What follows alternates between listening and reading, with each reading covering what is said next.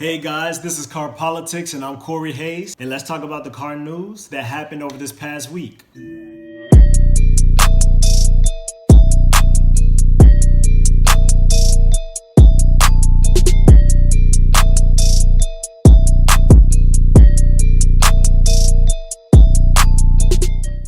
First thing on the docket is the resurrection of the Tomaso Pantera. It's being resurrected twice, which is great. I love the fact that more supercars are coming on the road. You can never have enough, right? We'll talk about how it's being resurrected twice. First, Ideal Team Ventures Limited, a Hong Kong-based company, owns the Tomaso Pantera name, and they're about to bring the car back out. They purchased it back in 2016. This company they made the Gumpert, right? A Volkswagen executive created this company after he left VW. For some reason, they had some financial difficulties and this Hong Kong company picked it up. Well, this same company also owns Apollo. They've had success because they had help with the Apollo IE, HWA, a company that works with Mercedes-AMG racing team, has helped this Hong Kong-based company to develop the Apollo IE.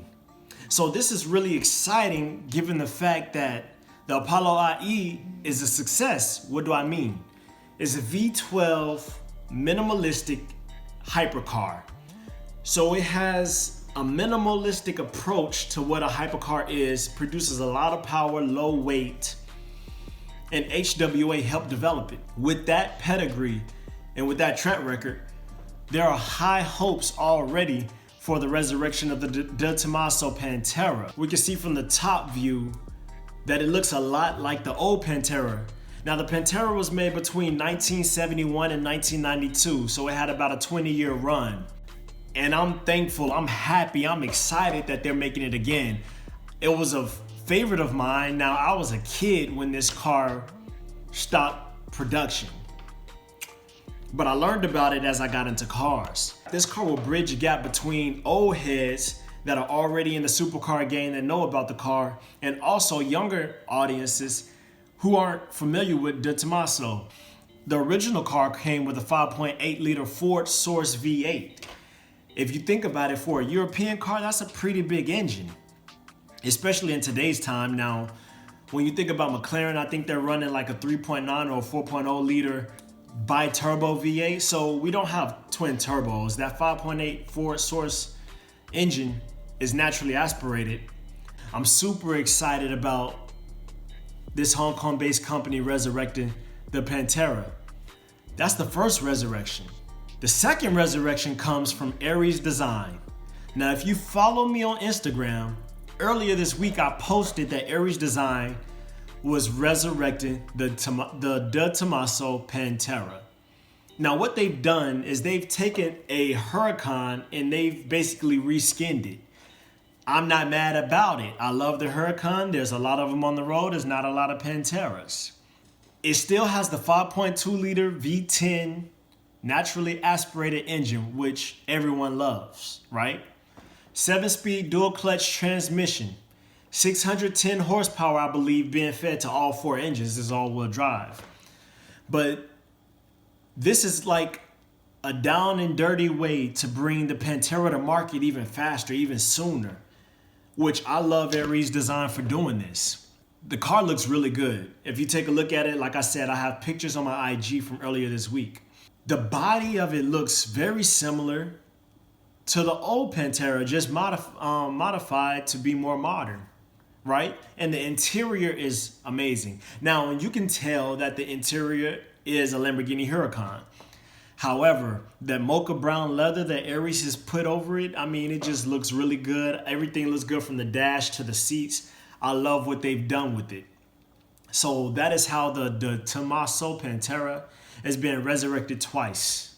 Moving on to other news, the 2020 Mercedes S-Class. A rendering artist, Nikito Chuko, I believe that's how you say it, Chuiko, based on leaked images and also prototypes that have been driving around, has rendered what he believes the 2020 Mercedes S-Class will look like.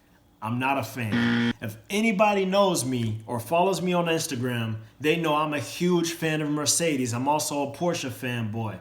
Love Porsche. Being that Mercedes is going in this design direction, I might just switch over to Audi. I'm already a Porsche fan. They're in the same VW group. They share technology. I like the Audi A8. It's understated on the exterior. It looks a lot like the A6. I used to say that Mercedes S-Class had the best interior in the industry. I believe Bentley has caught up. I believe Audi has caught up. So based off of that, I might switch to the Audi A8. Now the S-Class, I'm pretty sure is still going to be a killer. I mean, it's still the standard of luxury automotive capabilities and things and whatnot. I'm interested to see what this next body style will really look like. I mean, if we look at these renderings, the front takes a lot of clues and a lot of cues from the CLS. The headlights are more square, the rear lights are more square and angled, and the grille is more angular. Me, I'm partial more so to the previous body style. I love the older S-Class, 2014 until. It's only right that Mercedes rebodies the S-Class. I mean, BMW just dropped their new 7 Series. Audi just came out with the new A8 in the L version as well. Another point of news is that this S-Class will only be a long wheelbase version. Now, that is remain to be seen. However, there are rumors that the S-Class will only be a long wheelbase version. I want to know how that would affect their market share. I mean, in China, it makes sense. A lot of people want long wheelbase, so that's probably who they're aiming at. In the United States, I don't know. And then you have the Pullman. So I don't know how to play with that, with the Pullman S-Class regular version. I don't know. So we'll see in 2020. The last bit of news. James Bond will now drive an electric vehicle in the next installment of the Bond franchise. This will be the 25th movie in the James Bond movie franchise. The director, his name is Cary Joji Fukunaga. I hope I said that right. He is very environmentally conscious, and he will have James Bond driving a zero-emission Aston Martin Rapide E. Some say it's a supercar. I wouldn't classify it as a supercar. It's a 4-door for one. For two, is limited to 155 miles per hour. There'll be 155 examples made. I just wouldn't say it's a supercar. I think it is a super sedan. Let's put it that way. This car will be sourced with a 65 kilowatt hour lithium ion battery pack.